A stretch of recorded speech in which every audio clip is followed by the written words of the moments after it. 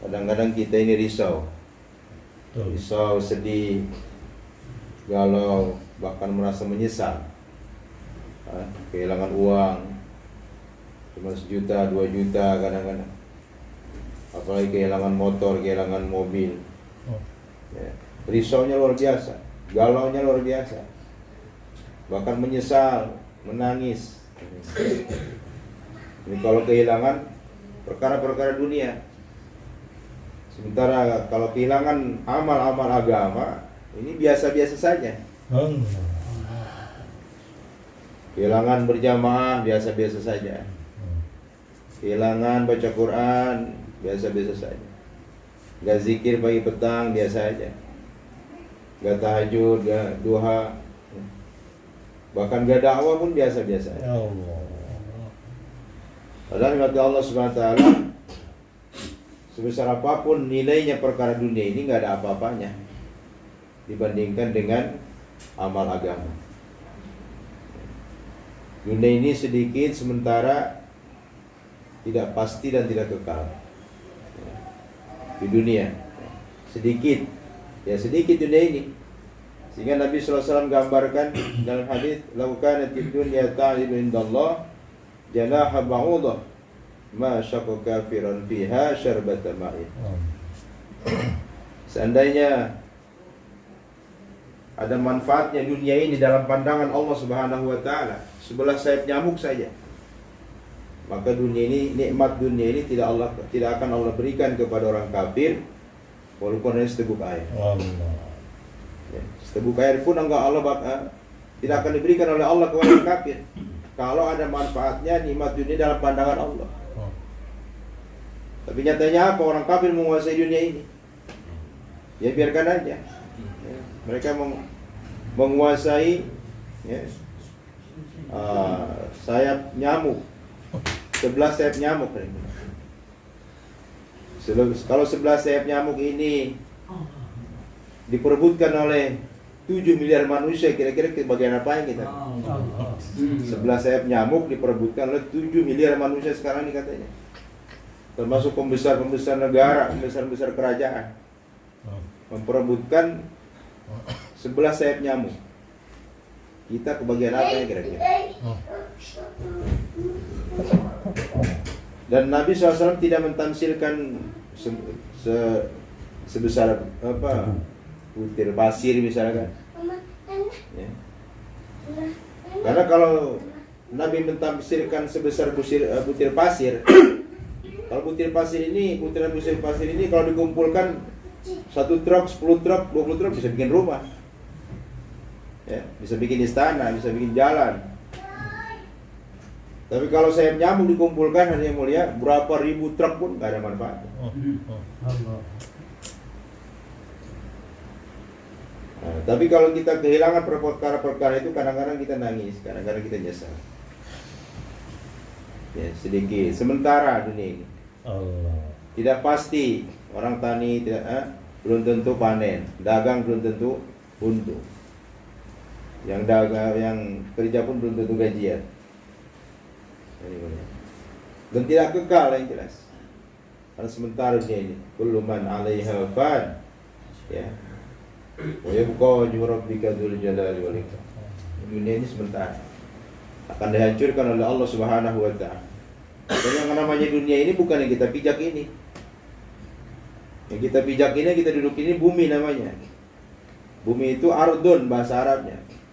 Kalau dunia berarti selain akhirat. Termasuk 7 lapis langit, 7 lapis bumi. Ya, miliaran bintang-bintang yang lebih besar daripada bumi ini.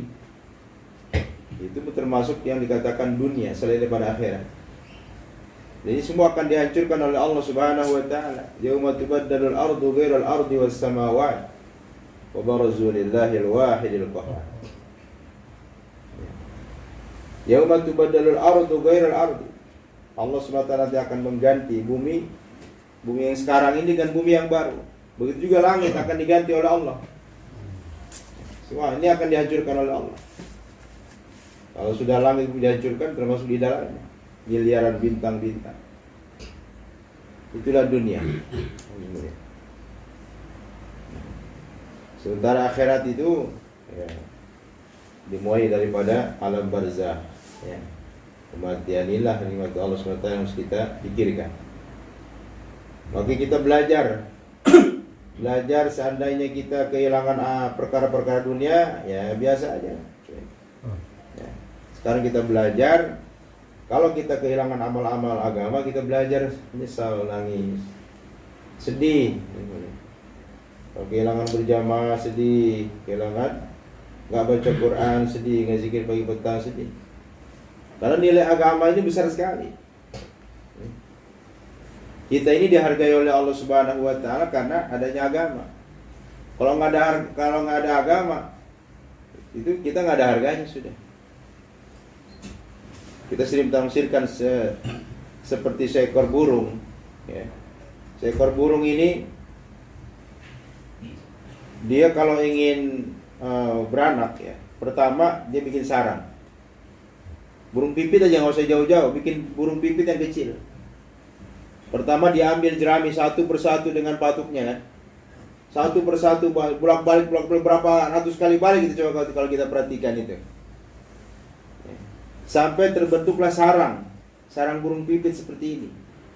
Bagaimana dia merakitnya, ya, membikinnya, kayak kadang-kadang kita pun nggak bisa. Begitu rapinya dia bikin sarang burung pipit itu.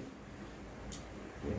Mungkin dia selama bolak-balik ngambil itu tadi, itu mungkin dia puasa, mungkin bisa jadi. Amal. Nggak terpikir dia ini lapar dan lain-lain. Setelah terbentuk sarang ini, kemudian dia bertelur. Kemudian dia rami telurnya. Selama ngeramin telur itu katanya puasa itu, ada yang mengatakan 21 hari, ada yang mengatakan 11 hari, ya kan? Padahal tadi pun dia sudah bolak-balik itu udah nggak pikirin makan itu. Kemudian setelah itu Allah SWT setelah ya dia rami itu telur, kemudian menetaslah telurnya dengan izin Allah Subhanahu Wa Taala, dengan taufik dari Allah Subhanahu Wa Taala. Kemudian setelah itu keluarlah anaknya, menetaslah anaknya, dan dia terpikir bagaimana supaya memberikan makan kepada anaknya. Bolak-balik lagi mencari makan. Ya, satu persatu ya diberikan kepada mulut anaknya itu, terus bolak-balik. Dia nggak terpikir bagaimana sudah mungkin berapa hari dia nggak makan. Setelah anaknya sudah mulai besar saja mulia, kemudian ditinggalkanlah ibunya, sudah mulai ditinggalkan terbang. Ya. Ditinggalkan terbang oleh anaknya tadi, tanpa bilang terima kasih kepada ibunya. Ya. Tanpa bilang terima kasih, dia terbang begitu aja tanpa bilang terima kasih kepada ibunya. Ini perbuatan anaknya di mata Allah SWT. Dia terbang begitu saja meninggalkan induknya tanpa bilang terima kasih. Nggak dosa hari ini, nggak dosa. Kenapa? Karena burung tidak ada agama.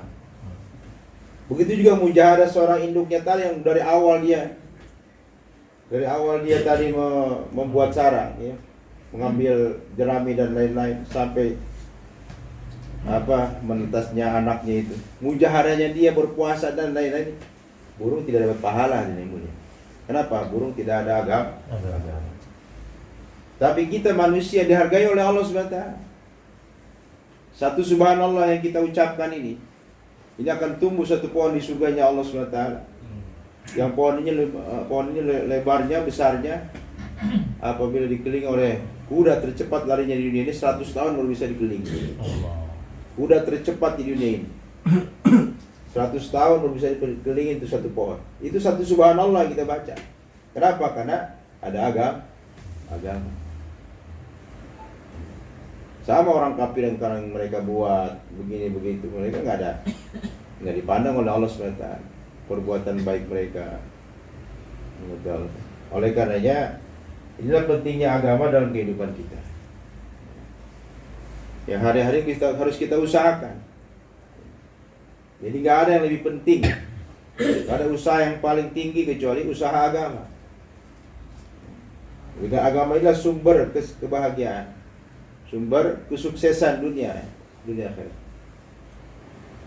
Oleh karenanya Allah Subhanahu Wa Taala Inilah maksudnya ya, Bapak Ibu sekalian, kita berkumpul di tempat ini ya. Ibu-ibu kita, bapak-bapak kita ya, yang dari Jatinegara, bahkan dari mana-mana. Kita pun sama belajar 3 hari, ya, 15 hari, 40 hari. Tidak ada lain tujuannya untuk bagaimana memasukkan agama ke dalam diri kita, ke dalam rumah tangga kita. Supaya diri kita, ahli rumah kita ini dibahagiakan oleh Allah Subhanahu wa Ta'ala dengan agama tadi. Ya, tanpa agama demi Allah tidak akan bahagia. Ya, walaupun rumah dia seperti istana, ya, rumahnya bertingkat, mobilnya mengkilat, uang depositnya berlipat, istrinya berlipat, istrinya 1.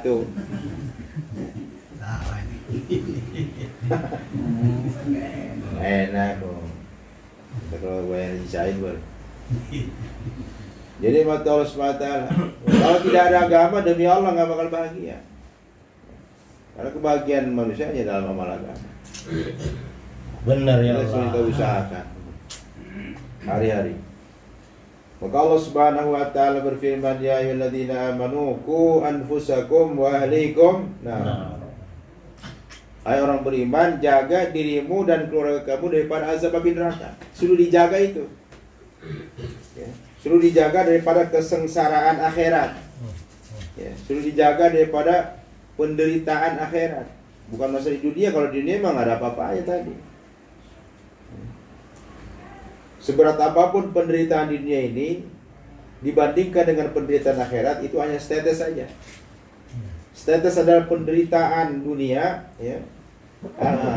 Lautan yang begitu luas itu penderitaan akhirat nanti.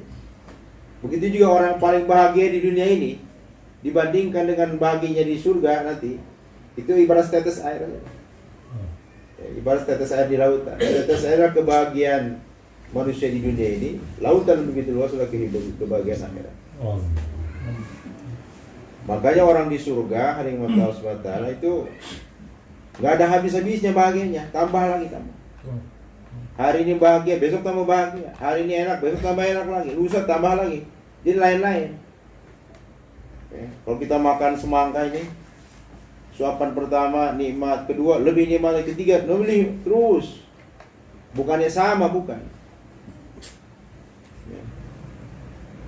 Kadang-kadang satu buah rasanya 70 rasa. Kalau kita kan ada semangka aja udah. Kalau di surga nanti semangka rasanya semangka aja, apa bedanya di dunia? Ya. Begitu juga mata Allah SWT, kalau makanan di surga katakanlah 1 piring enak, 2 piring tambah enak, 3 piring tambah enak, terus semakin banyak tambah enak. Dan tidak pernah buang air besar, buang air kecil nggak ada. Semuanya jadi keringat, dan keringatnya menjadi wangi minyak kasturi. Masya Allah. Kenapa seperti itu? Karena manusia ini punya sifat bosan. Ya.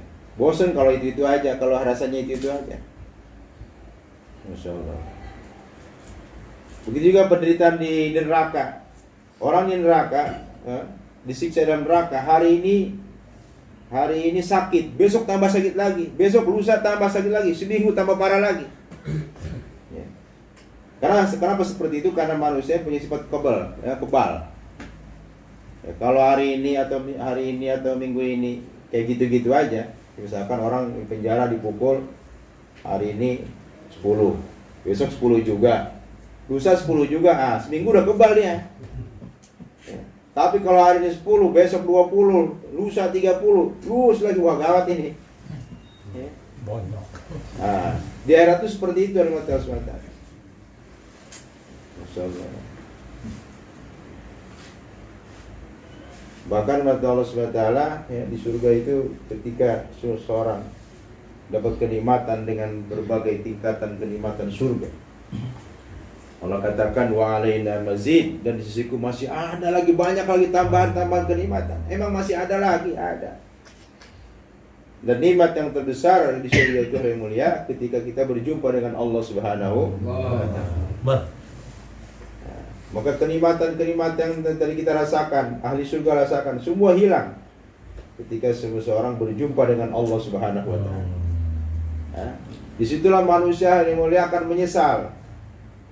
Oh, ternyata jangankan ahli neraka, ahli surga aja nyesal. Laisa yata'assaru ahlul jannah illa ala sa'atin marrat bihim lam yadhkurullaha ta'ala fiha. Tidaklah menyesal ahli surga kecuali hanya sesaat saja. Yang sesaat ini tidak dipakai untuk berzikir kepada Allah Subhanahu wa taala. Jadi, Masya Allah, maka orang dulu tuh setiap napasnya itu dipakai untuk zikir. Sehingga ada orang makan roti, ya, Masya Allah, ternyata dengan mengunyah roti itu menghabiskan 70 zikir. Maka supaya cepat bagaimana? Rotinya celupkan ke air, supaya cepat ditelan, dia bisa zikir lagi. Ya. Nanti tadi beda satu tasbih saja, bisa beda satu subhanallah saja. Ini tingkatan surganya sejauh langit dan bumi. Nah, begitu seorang ahli surga memandang Allah SWT dengan penuh kenikmatan, sampai ulama katakan bengongnya 80 tahun. Bengong 80, saking nikmatnya 80 tahun bengong. Ya Allah.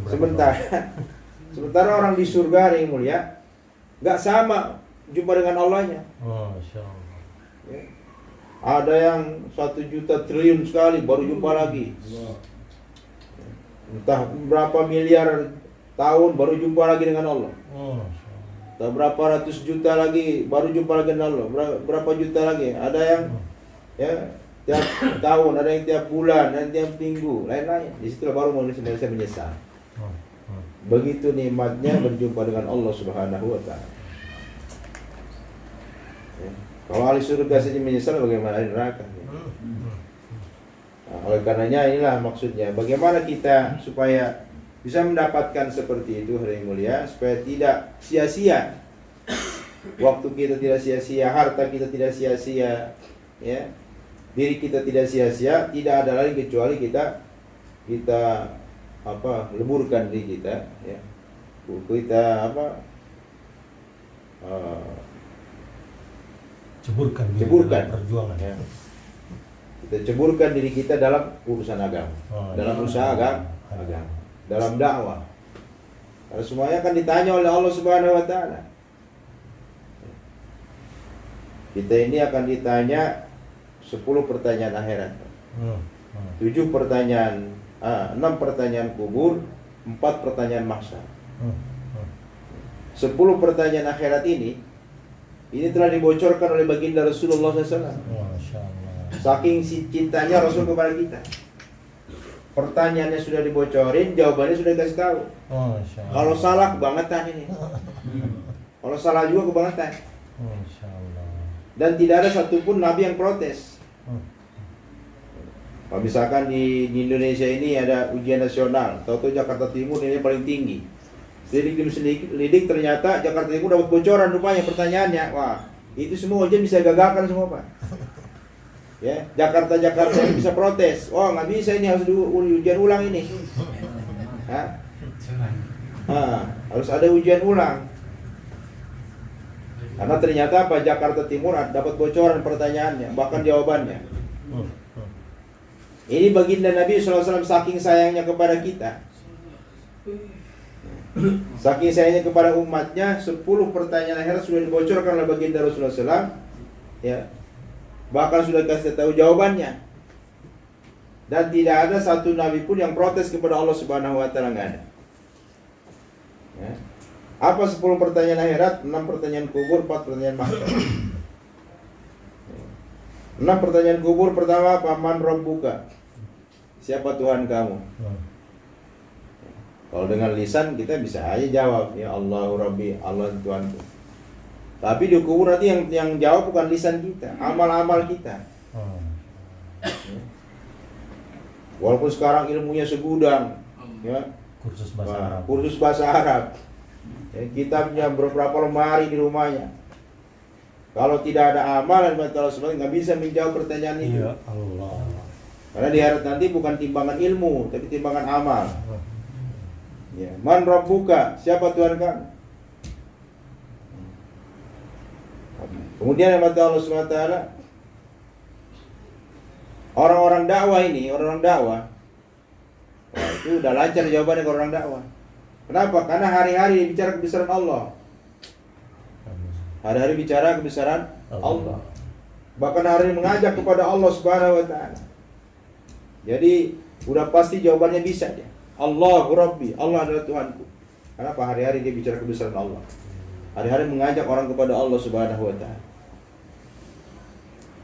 Kemudian yang kedua, waman nabiyuka, siapa nabi kamu? Nah, walaupun kita sekarang tahu jawabannya, tapi di akhirat nanti di alam kubur belum tentu bisa. Kalau kita hari ini tidak menghidupkan sunnah baginda Nabi SAW. Yang ketiga, wa madinuka, apa agama kamu? Yang keempat, ya, wa ma imamuka, apa imam kamu? Kemudian yang kelima, wa ma kiblatuka, apa kiblat kamu? Yang keenam, wa man ikhwanuka, siapa saudara-saudara kamu? Ini 6 pertanyaan kubur ini jawabannya cuma satu yang mulia. Jawabannya cuma satu, apa? Dakwah. Dengan dakwah selesai semuanya. Karena orang dakwah ini pasti akan bisa menjawab man rabbuka tadi. Ya. Siapa Tuhan kamu? Bukan lagi kita mengatakan Allah, tapi mengajak orang kepada Allah. Wa man nabiyuka, siapa nabi kamu? Nah, kita lagi bukan menghidupkan sunnah Nabi, tapi mengajak orang untuk menghidupkan sunnah Nabi. Ya. Mengajak orang untuk mengambil usaha Nabi. Yang ketiga, wa madinuka, apa agama kamu? Ya. Kita bukan lagi beragama Islam, mengajak orang supaya mengamalkan agama Islam. Bahkan mengajak orang dari kafir kepada Islam. Wa ma kiblatuka, apa kiblat kamu? Kita bukan lagi sholat, tapi mengajak orang sholat. Ngajak orang madhab kiblat. Wa ma imamu, karena apa imam kamu? Kita bukan lagi hanya baca Quran, tapi mengamalkan Al-Quran, mendakwakan Al-Quran. Wa man ikhwanuka, siapa saudara-saudara kamu? Kita tidak hanya bisa menjawab mukmin muslimat, mukmin mukminat, tapi apa? Kita sudah tunaikan haknya. 3 hari di rumah. Sudah tunaikan haknya yang mulia. Didatangi, didoakan. Ya. Jadi 10 pertanyaan kubur ini jawabannya cuma satu, dakwah. Dengan dakwah selesai masalah. Karena dakwah ummul amal, ummul ibadah, ummul faraid. Induknya segala amalan dan segala ibadah, segala keperluan. Kalau sudah induknya ditangkap, sudah. Kalau kita mau masukin anak ayam ke kandang ayam, jangan diuber-uber anak ayamnya. Ya. Bisa digebes sama emaknya. Itu digebes nggak, Pak?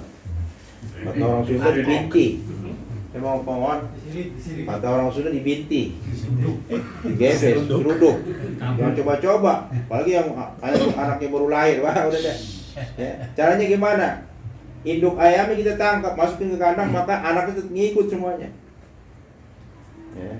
Begitu kalau sudah dakwah kita ambil hal yang mulia, maka seluruh amalan mereka akan ikut semuanya.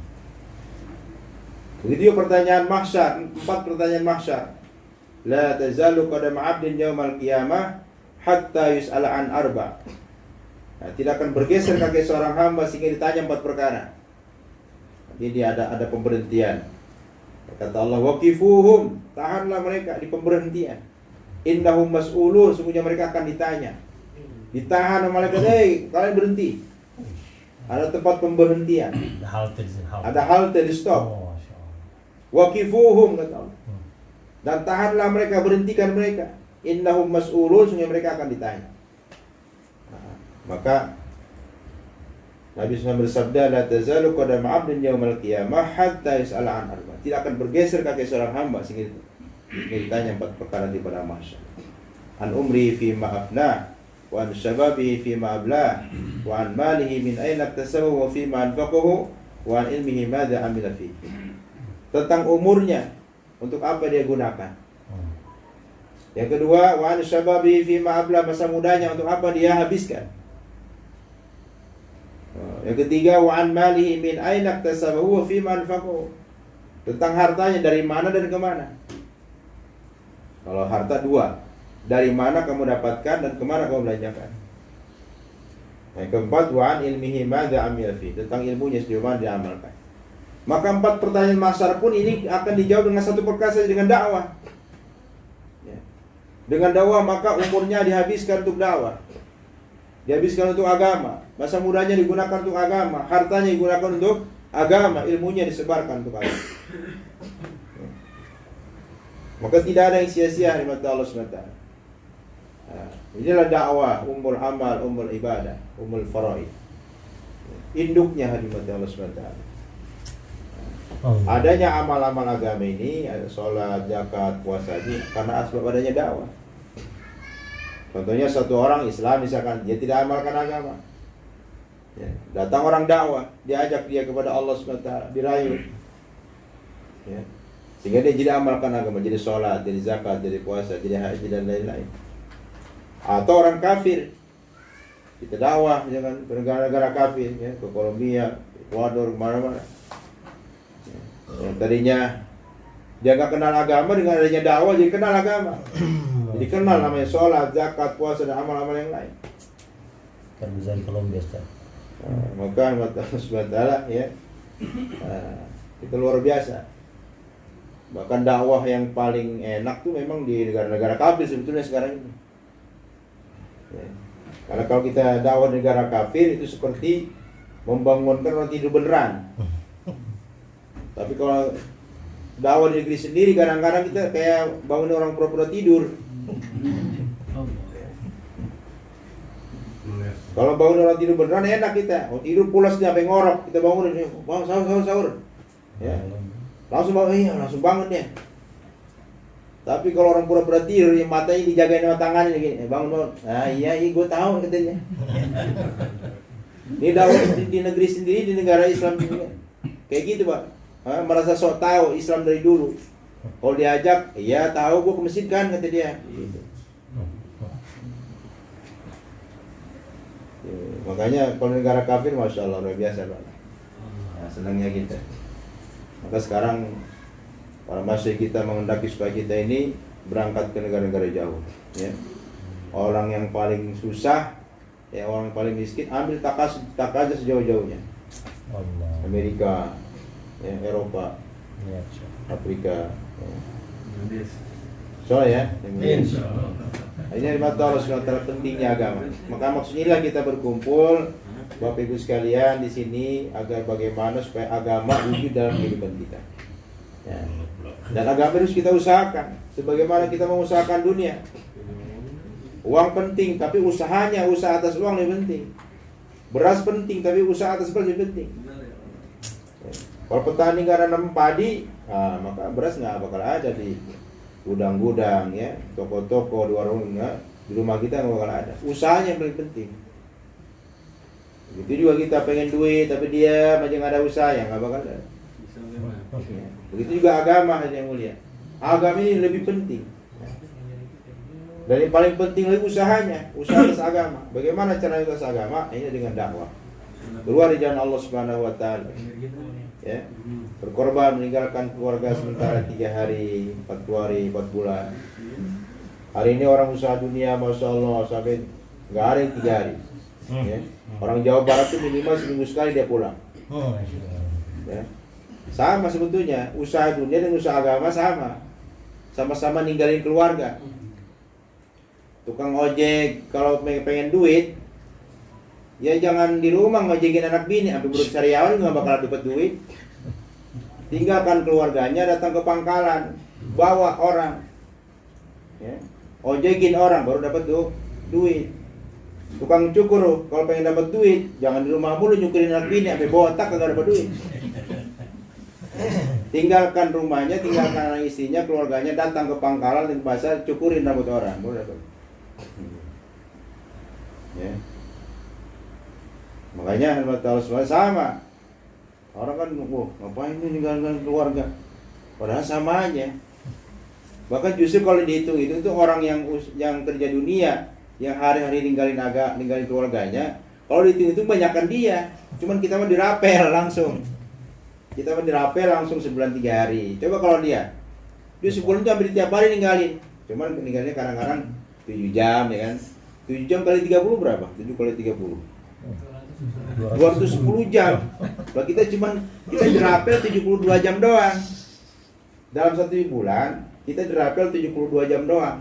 Nah dia memang dicicil sih memang, cuma jadi akhirnya 210 jam tuh tiap bulan. Tapi kayaknya banyakan kita kayaknya. Ngapain malah sih gitu. Dalam 1 tahun coba dihitung coba. 210 jam kalikan 12. Nah, banyak dah pokoknya dah. Hitungnya dewek. Masya Allah. Tapi kesannya kita kayaknya banyak, padahal Masya Allah 4 bulan. Orang paling istiqomah 4 bulan pun ya tetap aja lebih banyak di rumah 8 bulan. Oleh karenanya Bapak Ibu sekalian, Allah SWT ada usaha dunia, ada usaha agama. Kita masih di dunia ya, usaha dunia. Nah, agama ini usahanya di mana? Di dunia juga. Bukan agama yang usahanya di akhirat, enggak. Akhirat itu darul jaza, tempat pembalasan. Jadi usaha dunia di dunia, usaha agama pun di dunia. Maka dua-duanya kita buat. Nah, dan Allah SWT Maha sayang kepada kita, kepada umat ini zaman. Cukup 3 hari aja tiap bulan. 27 hari silakan urusan dunia masing-masing. Yang tani-tani, yang dagang-dagang, yang kantor-kantor silakan 27 hari tuh bayangin. 3 hari doang buat agama. Kalau ngomong pinter banget, kita dunia mahir terus seimbang. Bacain dalilnya, Rabbana atina fid dunya hasanah. Kalau seimbang itu 15 hari berarti. 15 hari usaha dunia, 15 hari usaha agama. Ini enggak 3 hari doang kata Nabi. 3 hari doang, 10-10-nya doang. Tapi 10-10 ini kalau kita buat, kita 3 hari buat agama, seakan-akan tuh 1 bulan buat agama semuanya, seakan-akan begitu. Apa Allah nggak sayang sama kita? Kita keluar dalam 1 tahun 36 hari, dibulatkan jadi 40 hari. 100 setahun 360 hari. 10-10-nya berarti 36 hari, dibulatkan jadi 40 hari. Maka kita keluar 40 hari tiap tahun ini, seakan-akan 1 tahun itu buat agama semuanya begitu. Kias kepada hadis Nabi SAW tentang puasa. Man shoma Ramadan wa atba'ahu sittan min Syawal kana kasyamid dahr. Barang siapa yang puasa 1 bulan Ramadan 30 hari, wa atba'ahu sittan min Syawal, diikuti dengan puasa 6 hari bulan Syawal. Puasanya 36 hari. Tapi pahalanya kana kasyamid dahr. Seakan-akan dia puasa selama setahun. Begitu kita keluar dari jalan Allah SWT. Kias kepada hadis ini, kita keluar 36 hari atau 40 hari dibulatkan, maka seakan-akan setahun-tahun itu buat agama semuanya. Padahal banyak urusan dunia. Nah, ini rahmat Allah SWT, sehingga ya semuanya bisa bermanfaat buat agama. Ya. Nggak ada ruginya nanti sehingga. Nggak ada ruginya. Bahkan ini perdagangan yang sangat menguntungkan, yang tidak akan bangkrut, yang tidak ada ruginya. Hal adullukum ala tijaratin tunjikum min adzabin alim. Ya, perdagangan yang tidak ada ruginya. Bahkan keuntungan pertamanya DP-nya apa? Tunjikum min adzabin alim, menyelamatkan kamu daripada azab yang sangat pedih. Ya, kalau sudah diselamatkan daripada azab yang sangat pedih, berarti orang ini sukses. Ya, jadi sukses itu bukan ya punya jabatan tinggi, tapi orang sukses itu orang yang selamat daripada azab neraka. Ya, faman zuhziha 'anil nar wa udkhila jannah faqad faz. Barang siapa yang diselamatkan dari neraka, dimasukkan dia ke dalam surga, maka dia orang yang sukses. Oleh karenanya Bapak Ibu sekalian, kita belajar untuk usaha agama supaya betul begitu kita beruntung di dunia dan di akhirat. Maka boleh kita luangkan waktu. Ya, dicatatkan namanya Bapak Ibu sekalian, ya. Bapak-bapaknya yang belum 3 hari, catatkan namanya. Jadi ibu-ibunya 10 menit lagi, tambah lagi. Ibu-ibunya ya juga sama, yang belum ikut 3 hari, ikut 3 hari.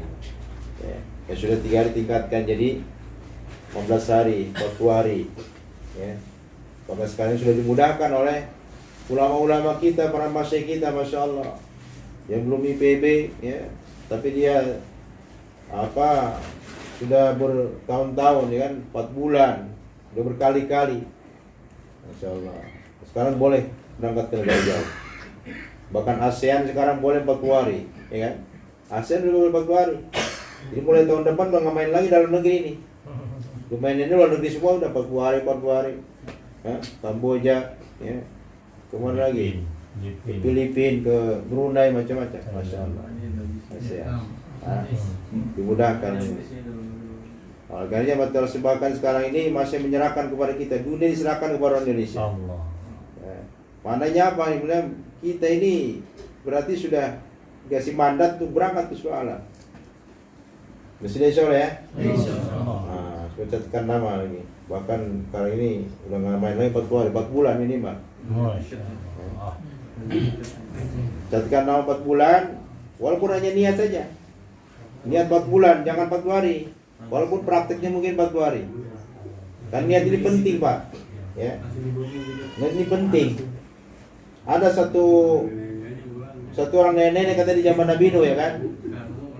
Dia niat doang. Kata nenek Nabi Nuh, nanti kalau banjir datang, saya niat deh mau masuk Islam kata dia. Ya. Ternyata kata Allah Subhanahu Wa Taala, banjir bandang ini, banjir dunianya udah selesai. Ketemu lagi tuh nenek sama Nabi Nuh. Nabi Nuh, kapan banjirnya? Lah udah selesai nih kata dia. Coba pak, baru niat aja diselamatkan oleh Allah. Masya Allah. Dia baru niat doang, ntar kalau banjir datang saya mau niat masuk Islam kata dia. Ya. Ternyata banjirnya udah selesai, ketemu lagi sama Nabi Nuh, dia bilang begitu. Nabi Nuh, kapan banjir datang? Lah udah selesai nih. Ya, Masya Allah.